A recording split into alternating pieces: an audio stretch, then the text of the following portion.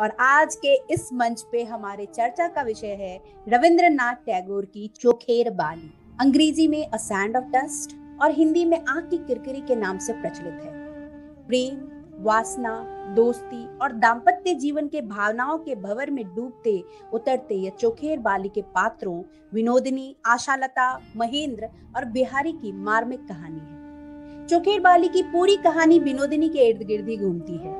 महेंद्र के ऐन मौके पे शादी से इनकार करने पे विनोदिनी की शादी महेंद्र के किसी दूर के भाई से कर दी जाती है और बाद में विधवा होकर जब विनोदिनी महेंद्र की माँ की सेवा के लिए उस घर में जाती है तो उसके अंदर का अस्तित्व उसे महेंद्र को फिर से पाने की जिद कर बैठता है और महेंद्र की अनपढ़ पत्नी आशालता के जरिए महेंद्र तक पहुंच जाती है। पर अंत में जब महेंद्र की माँ का देहांत हो जाता है तो विनोदिनी को अपनी गलती का एहसास होता है और पश्चाताप के लिए वो सभी मोह माया को त्याग कर दूर बनारस की ओर निकल जाती है। हाय कैसी ये प्रीत की डाह, लूटा प्रेम पर रही न चाह, जिसने मुझको अपना माना, सुख दुख का बुना ताना बाना, उसके घर की प्रीत उजाड़ी, कर्म रेखा अपनी है बिगाड़ी, लाज से हूँ अब पानी पानी, मन की चंचलता जो मानी, अब जो गन बन जीवन काटूं, प्रियतम का सुख नहीं मैं बांटूं, वैधव्य का जीवन है दुष्कर, सुख के मिलते नहीं उसको पर। आशालता, जिसे अनपढ़ सी बहुत ही मासूम पत्नी के रूप में दिखाया गया है, उसके साथ दो सबसे प्रिय जनों ने विश्वासघात किया, उसके पति और उसकी अंतरंग सखी विनोदिनी, जिसे अनजाने में उसने चोखेर बाली का उपनाम दिया था। हेरी सखी, भरोसे की आड़ लेकर करीब आ गए, बिना आग के ही जिंदगी झुलसा गए, आघात से घायल हुआ हृदय कैसे बताऊं, विश्वासघात के दाग को कहां और कैसे छुपाऊं।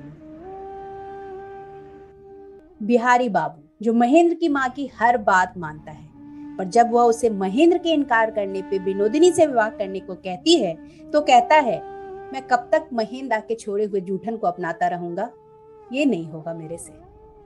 पर जब वो विनोदिनी की सुंदरता और विद्वता को देखता है तो मन ही मन पछताता है। विनोदिनी और बिहारी का प्रेम इस कहानी का सबसे अनोखा प्रेम है जो किसी भी हृदय को द्रवित कर सकता है।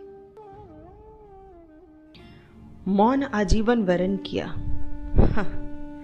हाय नियति ही ऐसी थी, हृदय के तार सदा विचलित ही रहे, विधना तेरी ये कैसी थी। ठगा गया जीवन पर्यंत में, नाम मित्रता का लेकर, हर बार हाथ से प्रेम छिना, जीवन में एकाकीपन देकर।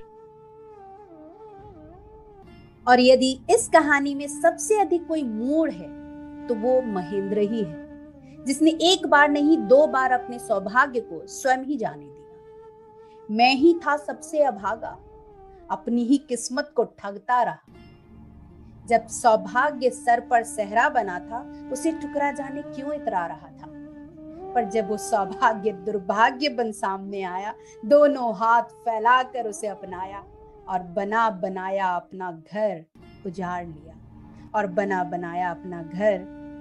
लिया।